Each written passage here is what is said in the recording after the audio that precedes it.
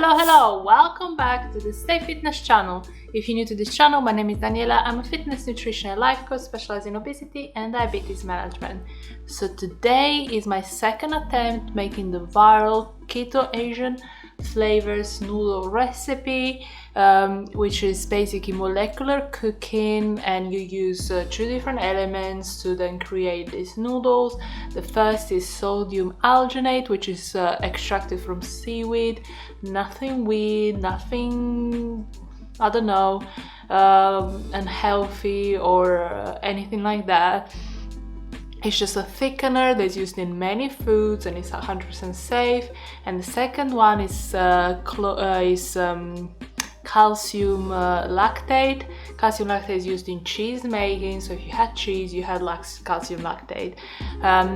So yeah, it's been going viral. I wanted to try it, so my first few attempts were a bit tricky. I didn't really get the noodles and all that, but then thanks to you, your comments really helped me. I really realized I was missing a few things. So the first thing is that it's really important to blend the mixture for 3 or 4 minutes, and that really changed the consistency of the batter. So I reduced the amount of whole egg powder, but I think next time I can add the whole 3 tablespoons, because if you mix the mixture for 3 or 4 minutes, then it gets that foamy and more liquid texture.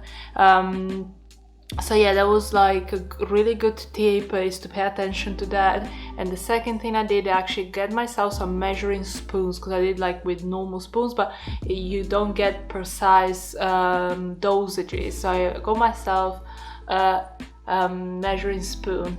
This recipe I omitted the salt and the xanthan gum. I'm not sure it makes a difference. Maybe next time I'll try again.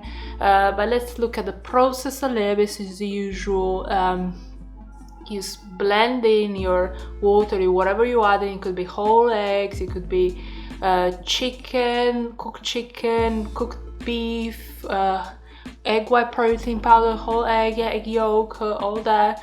And you blend it until it's all nice and smooth, and then you add this. If you add xanthan gum, you add it now with the salt, and then the sodium alginate, and then you let it blend for 3 or 4 minutes, and then you're supposed to let it sit so all the bubbles come to surface. I just try to kind of like kill the bubbles with just tapping it onto the counter, but yeah, it had a lot of bubbles, so maybe next time I'll do something like I let it rest a little bit more just to get rid of the bubbles.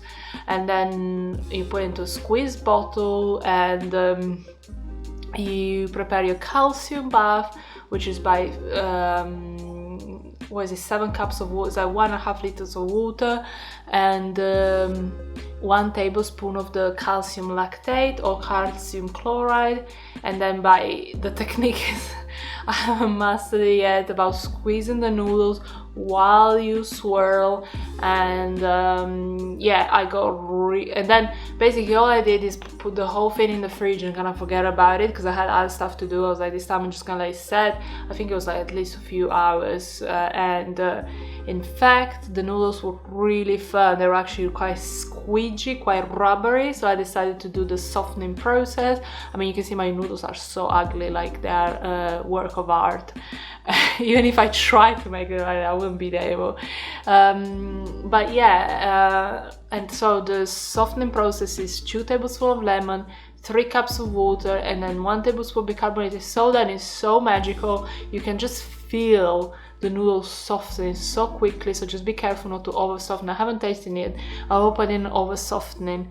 I'll soften it, and then I heat them up in the microwave, and then added some bolognese sauce. So moment of truth, let's taste.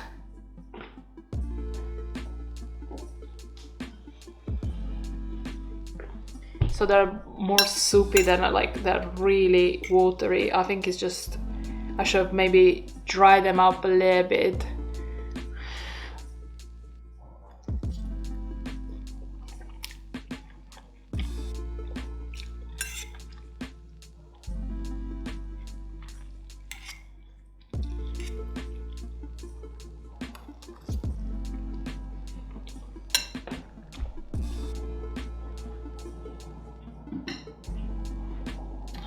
So,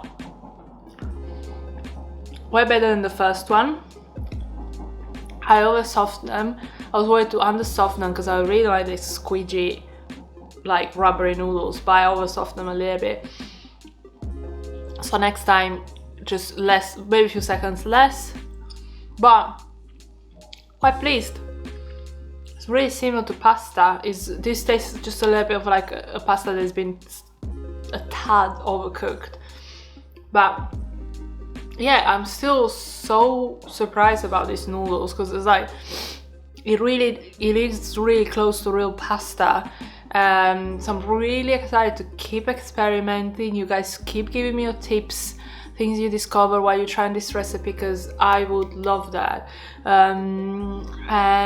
Yeah, thanks so much for watching. Please subscribe to the channel, getting close to 1,000 subscribers. So please subscribe. Let me know in the comments below your favorite combination with these noodles, and please share it with your friends and family. Give it a big thumbs up to this video, and I will see you next time.